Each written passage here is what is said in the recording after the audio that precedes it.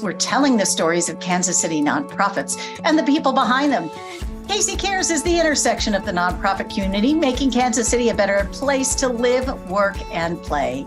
This KC Cares segment is brought to you by the Ewing Marion Kauffman Foundation, www.kauffman.org. I'm Ruth Baum-Biggis. It's that season again when the Giving USA report comes out, providing national philanthropic trends.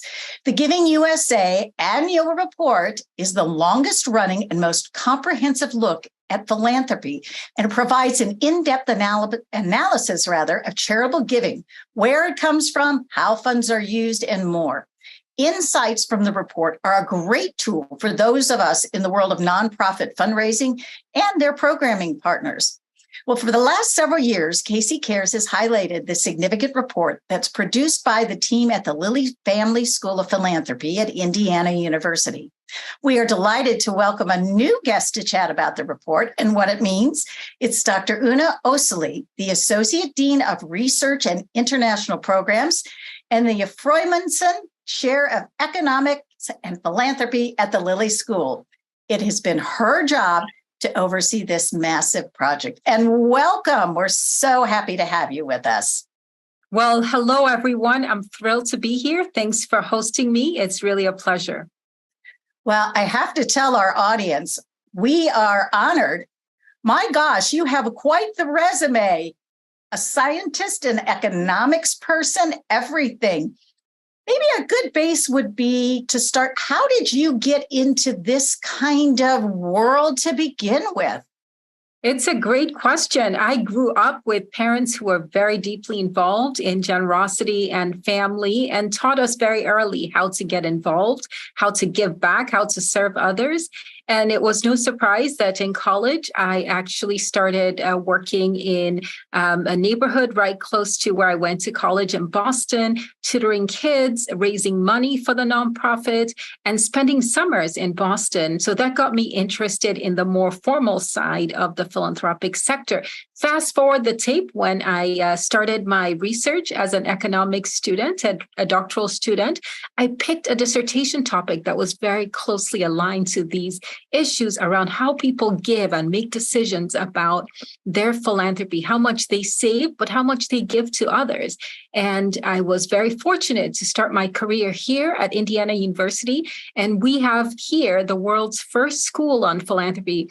It's quite an exciting place if you're interested in generosity, what drives people to give, but also how to serve and how to lead and how to collaborate with others.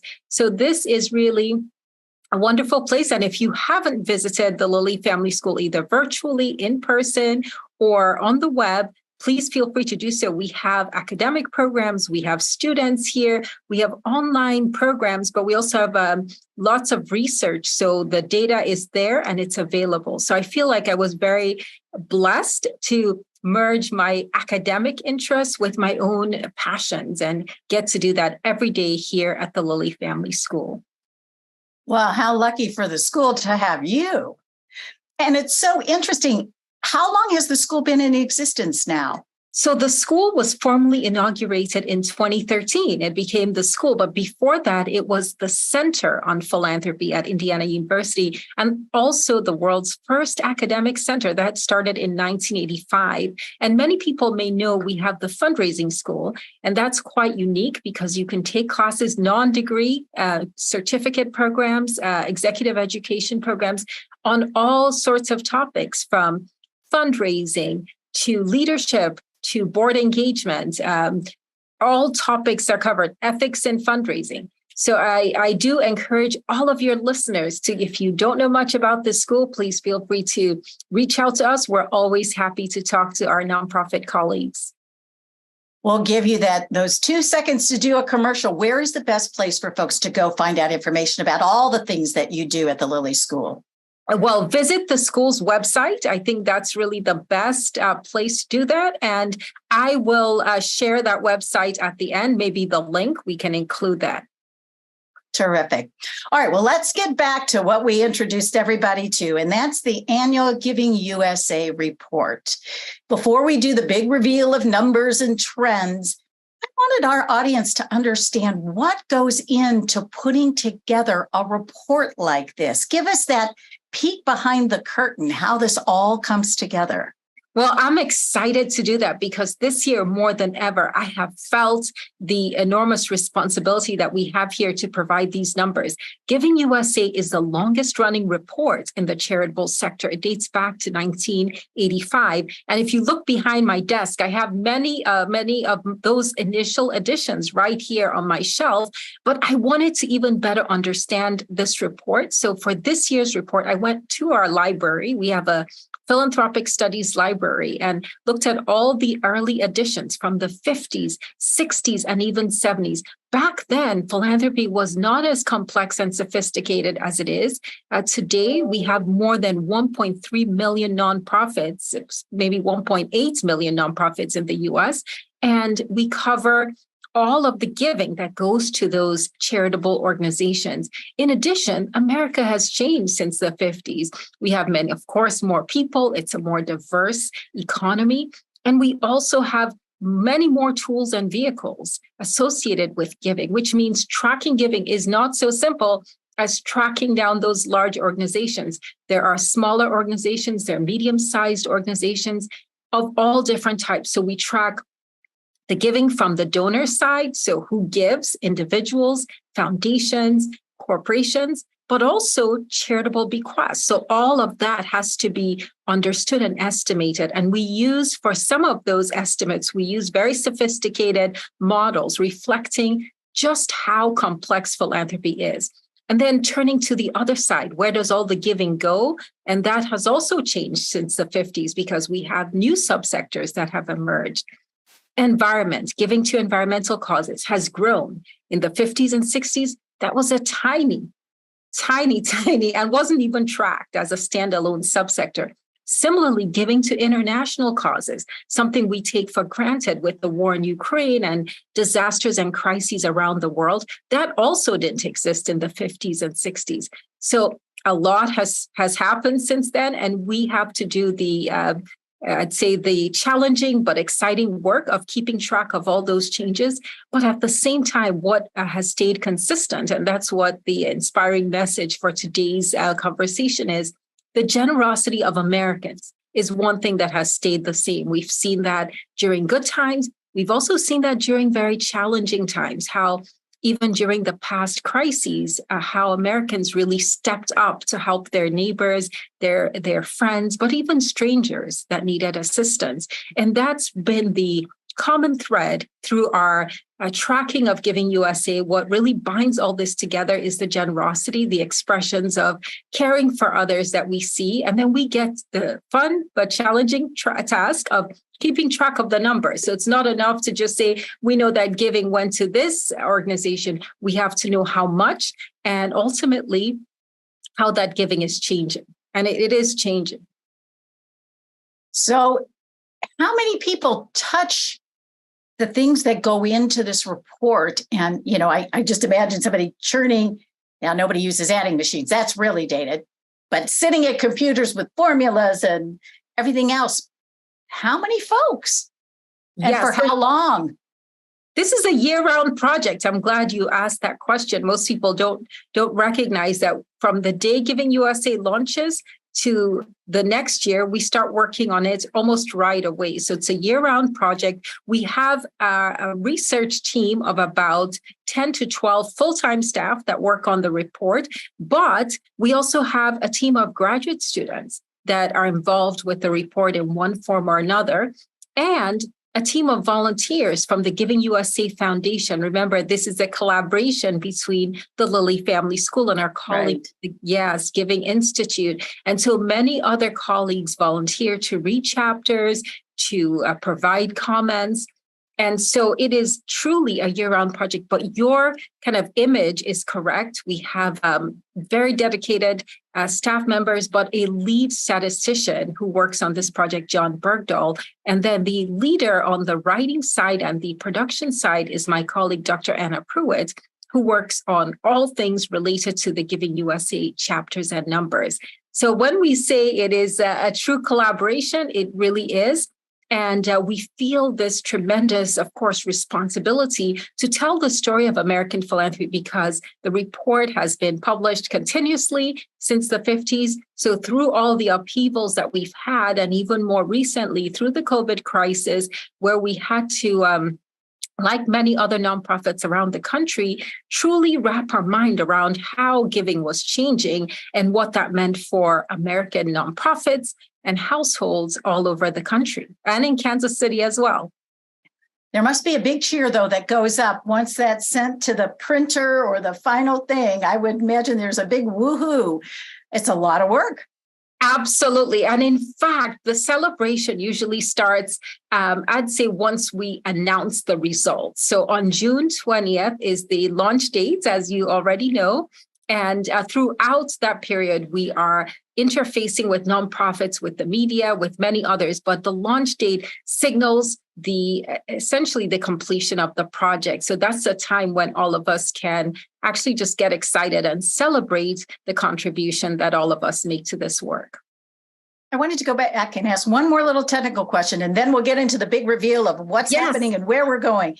You had said there's about 1.8 million nonprofits, give or take. I know in the Kansas City area alone, we have about 8,000 nonprofits. What role do the nonprofits play in that? Where do you get these numbers from? Is it from the taxes? Is it from websites? How do you find it? You are asking some excellent questions, and you are exactly right. All nonprofits are required to file a Form 990, and that's true for most organizations. There are some small organizations that grassroots may not file, non-filers, those exist, but the majority are required to file a Form 990. So we have access to all that data on the nonprofit side. On the donor side, it's more complex because, as you know, although Americans all submit their taxes, generally speaking, of all income levels, with tax reform, we have only a small slice of that pie because only about 10% of Americans now itemize on their taxes, which means for 90%, we have to rely on other data sources. Fortunately, for those of you who are data people in the audience, we have a tremendous resource here at the Lilly Family School called the Philanthropy Panel Study. It tracks the same Americans over time, about 10,000 families, and that gives us what we call the non-itemizer estimate for charitable giving. But on the foundation side, on the corporate side, and charitable bequests, we also have some government data. So a simple answer to your wonderful and thoughtful question is we have both government, tax-based data sources for Giving USA, but we also lean on other data sources to fill in the gaps. And that's especially important for studying household giving, where we know that not all households actually itemize their charitable contributions, but many are still giving, even when they don't itemize because they take the standard deduction. So this is inside baseball for those of you who aren't necessarily data people. But for those who are, there is a lot of complexity to charitable giving. As I try to remind people, this is not what it looked like in the 50s and 60s, but it's also exciting. Yes, it's exciting to see how much the sector has grown and how complex, but also very sophisticated. And it also requires all of us to keep learning and keep growing because the field is dynamic. It's not static at all.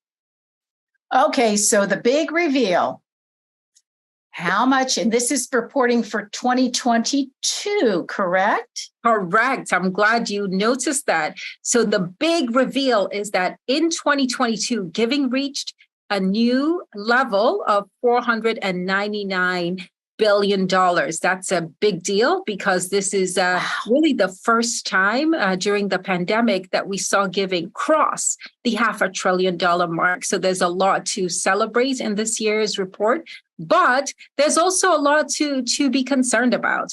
What we also saw is that the economic environment in 2022 led to a decline in giving. And this is after having several consecutive years of growth where giving actually fell. So while we had this new record in terms of crossing the $500 billion mark, when we look at what has happened during the pandemic, it does look like giving has declined slightly, and that is mostly due to the effect of the economy inflation. Many of you know that we have a 40-year record being set in terms of inflationary pressures, as well as the stock market declining at the year end. So when you put all these economic factors together, overall giving fell. However, during the pandemic, we set new records in terms of generosity. So there's both good news there to celebrate, but also some challenges ahead as we navigate a lot of volatility and uncertainty, not just here in the US in terms of our economy, but in the global context. So I want to make sure I understand it. We raised more money than ever, but giving in terms of across the board was down.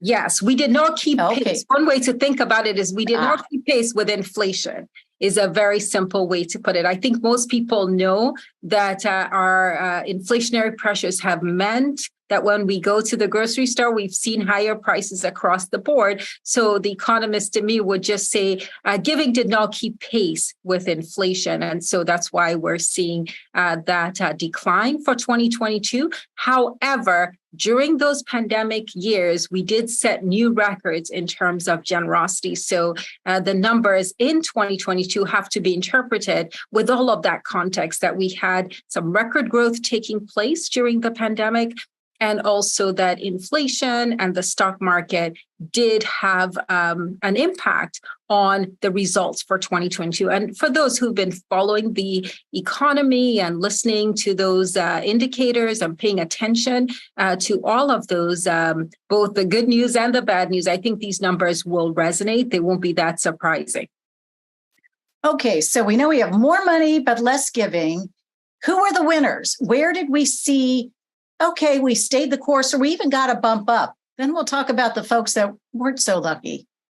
Okay, so in general, what we see is when we look at the cumulative picture, and that's important, between 2020 and 2022, in general, total giving did go up. But as I mentioned, when we adjust for inflation, it didn't keep pace. However, where we actually saw the brightest spots are around corporate giving. Corporate giving, many of you know this, corporations across the board did see overall increase in corporate profits on aggregate. Of course, not all companies are going to have this result. Right. But generally speaking, we saw many companies step up in their generosity during the pandemic. And even when we adjust for inflation, this is looking over that 2-year period, 2020 to 2022. You want to know, yes, how did we do? How does the giving environment reflect all of the changes that we've seen? So corporations really stand out as a bright spot because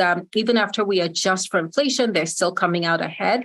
Much of this is due to the increase in corporate pre-tax profits and the fact that many corporations leaned in to helping others during the community, not just health related, but other types of racial and social justice giving and many other causes. Foundations are also a very bright spot in this year's report. Even after we adjust for inflation, looking over that 2-year period, foundation giving also is still in the positive. And the big reveal there is also that many foundations saw their endowments increase during the pandemic, yes, with the stock market growth. And many of them increased their giving during the pandemic, relaxing payout rates in order to meet needs. We saw not just large foundations, but also small family foundations step up. So for the nonprofits and fundraisers who are paying attention, we've emphasized that this is the time to really understand that full map of giving. Individual giving is still the lion's share, but foundations and corporations are an important part of the pie and the puzzle to figure out. Okay, so we've heard the bright spots. Who didn't do so well as we look forward? What sectors really, took a dip, not even stay flat? Okay, so that's a good time to kind of turn our attention to changes in giving by destination. This is where the giving goes. And during the pandemic, we know that a lot of nonprofits found some success. Actually, they saw that donors were giving more in response to the pandemic. So 2022, if we look at those results once again over that 2-year period, the areas that seem to come out ahead in general, when we look at that 2-year period, were really giving to international causes is one. And here I will highlight that the war in Ukraine is a big factor there because many Americans have given to support the humanitarian efforts in Ukraine. And keep in mind, that is not just a 1-year effort. It has sort of unfortunately continued, but we've also seen donors persist in their giving, be consistent in their giving. And similarly, international organizations innovate. In other words, find new ways to motivate and inspire donors, including subscription-based giving, which has found some resonance in that sector. Similarly, when we look over that 2-year period, giving to foundations, in other words, people giving to their own foundations, has also grown during this time, responding to the stock market and many of the other economic factors throughout the pandemic. I will also stress that giving to human services increased during the pandemic years. And while we've seen some tapering off of that with the abatement and also not being front and center in the news, human services has kind of, relatively maintained during this period. So I will just mention that in general, one other area that we've seen some persistence over time in terms of the last few years is giving to religion, where religious congregations, as you know, did have a harder time during the pandemic simply because people weren't attending services. But as services have resumed, in-person events have resumed, we've seen some return of giving to religious congregations. So the growth rate over the 2-year period, which is kind of the way of looking at who's lost ground, who's gained ground, right? It's at least not such a pessimistic picture when we look at religious congregations. What surprised you as you looked at this year? You know, this 2022, I guess, is the tail end of quote unquote pandemic before now we get post pandemic. Anything that jumped out to you and your team of, wow, that's a surprise? Yes. Here, the biggest finding I think that we've spent a lot of time on is the pie chart. In the past, individual giving has always been the largest slice, and it still is. However, we've seen it shrink as a share of overall giving. When Giving USA started in the 50s, 60s, even the 70s, individual giving was over 80% of all giving. Today, that's down to more like 64%. So what has changed is that foundations are now a bigger slice of the pie. In fact, 20% of all giving comes from foundations. Now, I want to put this in context because as I mentioned, individual giving is still the lion's share of American philanthropy. And if we were to add individuals, half of family foundations, and charitable bequests, we'd still have that individuals control something like 88% of all giving. However, it's important for nonprofits to understand that how individuals give is changing. They have many more options, many more vehicles to make those contributions.